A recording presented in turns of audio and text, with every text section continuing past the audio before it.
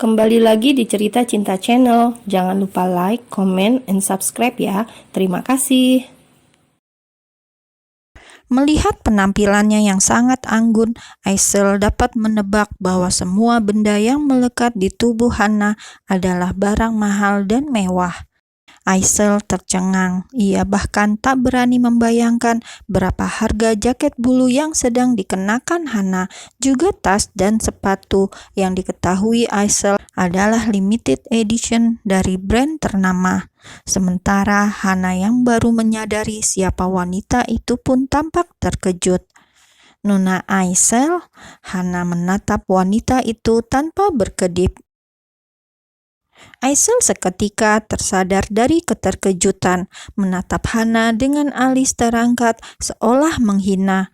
Aisel melipat tangan di depan dada dan menunjukkan sikap arogan seperti biasanya saat bertemu dengan wanita itu. Wah, Hana Cabrera, lama tidak bertemu. Ia menyisir tubuh Hana dari ujung kaki ke ujung kepala. Aku lihat penampilanmu sangat jauh berbeda ya. Hana tak menyahut. Ia menyadari sikap mantan bosnya itu tidak pernah berubah. Ya, Aisel adalah pemilik butik tempat Hana bekerja dulu. Kenapa harus bertemu wanita ini di sini? Gerutu Hana dalam batin. Hana tiba-tiba teringat saat bekerja di butik milik Aisel. Hana kerap kali mendapat hinaan dan cacian dari wanita itu. Bahkan Aisel tak segan memarahi Hana jika melakukan kesalahan sekecil apapun. "Apa kabar, Nona Aisel?" balas Hana berusaha untuk ramah. Alih-alih menjawab sapaan Hana, Aisel malah menatapnya sinis. "Aku sangat terkejut bertemu denganmu di sini, apalagi melihat penampilanmu yang jauh berbeda. Kau terlihat sangat..." "Elia, tolong antar aku ke atas. Aku tidak ada urusan dengan wanita ini," ucap Hana menatap Elia. Baginya menghindari Aisel lebih baik daripada harus meladeninya. Hana tahu betul seperti apa Aisel membencinya dan Aisel tidak pernah akan puas menghinanya. Baru saja Elia akan membuka mulutnya untuk menjawab, Aisel sudah memotong. "Ya ampun, gaya bicaramu juga sangat jauh berbeda. Kau sekarang lebih sopan, tapi tetap saja itu tidak akan merubah apapun, karena kau tetaplah Hana Cabrera, wanita murahan yang senang merayu pria kaya untuk mendapatkan uang." Ia tertawa puas. Hana membisu, tangannya mengepal geram. Jika saja tidak sedang berada di restoran milik suaminya, ia pasti sudah menjambak rambut wanita itu. Elia yang berdiri di antara Hana dan Aisel hanya berdiam diri, menatap dua wanita itu bergantian. Begitupun dengan beberapa karyawan kafe dan restoran yang berdiri tak jauh dari mereka, menatap dengan penuh tanya. Ada pula yang saling berbisik satu sama lain. "Oh ya, melihat penampilanmu sekarang, sepertinya kau sudah berhasil merayu seorang pria kaya." Aisel terus melayangkan hinaan bertubi-tubi, membuat Hana diam membisu. Jika biasanya Hana akan membalas dan menyerang siapapun yang mencoba menghinanya, namun tidak jika telah berhadapan dengan Aisel. Entah kemana sikap barbarnya selama ini. "Kenapa kau diam? Aku tahu kau pasti sangat malu karena kedokmu terbongkar. Kau tidak lebih dari seorang wanita murahan yang rela melakukan apapun demi mendapatkan uang." "Nona, tolong jaga bicara Anda," ucap Elia berusaha memperingatkan Aisel. "Kenapa aku harus menjaga ucapanku? Biar saja semua orang tahu seperti apa wanita ini.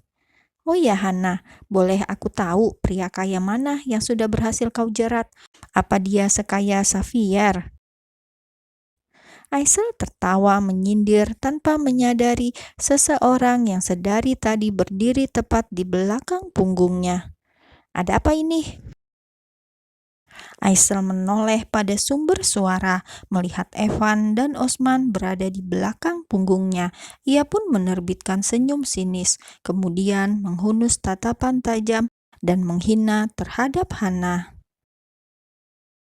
"Ini kesempatanku untuk mempermalukan wanita tidak tahu diri itu," gumam Aisel dalam hati. "Evan, bagaimana kau bisa mengizinkan wanita seperti ini masuk ke kafemu?" Suara Aisel terdengar lantang, seolah ingin agar semua yang berada di kafe mendengarnya. "Wanita seperti dia hanya akan mengotori tempat ini." "Cukup!" bentak Evan. "Beraninya kau menghina dia di hadapanku." Aisel baru akan membuka mulutnya untuk berbicara lagi, namun Evan sudah menghadiahinya tatapan tajam yang membuat wanita itu gemetar. Tanpa memperdulikan Aisel, Evan melangkah mendekati Hana dan mendekap wanitanya itu, mengusap-usap punggung dan rambut. Ia dapat merasakan seluruh tubuh Hana yang gemetar. "Maafkan aku. Sudah, tidak apa-apa, jangan menangis," bujuk Evan mencoba menenangkan Hana. "Aku mau pergi dari sini," lirih Hana dengan membenamkan wajahnya di caruk leher sang suami. Evan mengeratkan pelukan ketika isak tangis mulai terdengar. "Tunggu sebentar, akan aku bereskan wanita itu dulu. Apa dia adalah Aisel yang kau maksud semalam?" Hana mengangguk dalam dekapan suaminya. Seketika wajah Aisel memucat, menyadari perlakuan Evan terhadap Hana.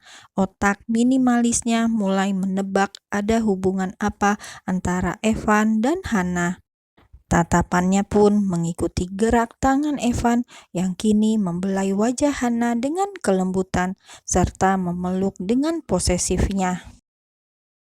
"Evan, kau dan dia?" Suara Aisel terdengar bergetar.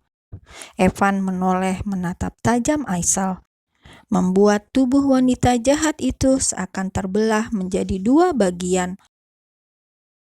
Kelopak mata Aisel melebar, kakinya seperti terpaku di lantai. Tas mahal yang sejak tadi tersemat di antara ketiak dan lengannya terjatuh ke lantai begitu saja ketika menyadari Evan dan Hana menggunakan cincin yang sama di jari manis. Aisel yang baru menyadari segalanya seketika menundukkan kepala. Tubuhnya terasa meremang ketika tatapan Evan seperti menikamnya. "Apa? Hana adalah istrinya Evan? Tidak, ini tidak mungkin. Bagaimana mungkin Evan mau menikahi wanita sepertinya?" "Evan, bagaimana bisa kau menikah dengan orang sepertinya? Dia adalah wanita perusak. Dialah penyebab perceraianku dengan Xavier. Malam itu dia berusaha meraih suamiku demi mendapatkan uang. Padahal aku sudah berusaha membantunya dengan mempekerjakannya di butikku, tapi dia malah menikam dari belakang. Dia bahkan memiliki 2 anak yang tidak jelas asal-usulnya." Evan menghembuskan nafas kasar, tangannya terkepal dan rahangnya mengeras. Setiap kata yang terucap dari mulut Aisel menciptakan rasa panas yang menjalar seolah membakar tubuhnya. "Padahal kau sudah tahu dia istri siapa, tapi masih berani menghinanya. Osman, kenapa kau diam saja? Bawa wanita itu keluar dari sini dan jangan biarkan dia kemari lagi," perintah Evan menahan kemarahan terasa menembus ubun-ubun. "Baik, Tuan." Osman mencengkram lengan Aisel, namun Aisel berusaha menepis. "Lepaskan aku!" teriak Aisel dengan lantang. "Aku mohon, dengarkan aku, Evan." Ia berusaha meraih lengan Evan, namun Osman tak memberinya celah. Ia menyeret Aisel keluar. "Kau tidak mengenalnya. Aku tahu wanita seperti apa dia. Kau akan menyesal karena memilih menikahinya." Ia terus meronta dan berusaha melepaskan diri, hingga Osman berhasil membawanya keluar dari kafe. Barulah ia melepaskan Aisel, menghempas tangannya dengan kasar.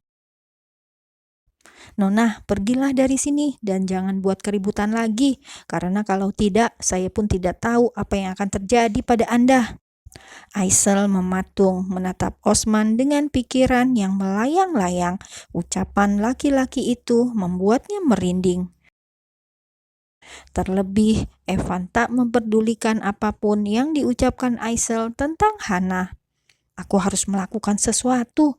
Aku yakin Evan tidak tahu siapa Hana.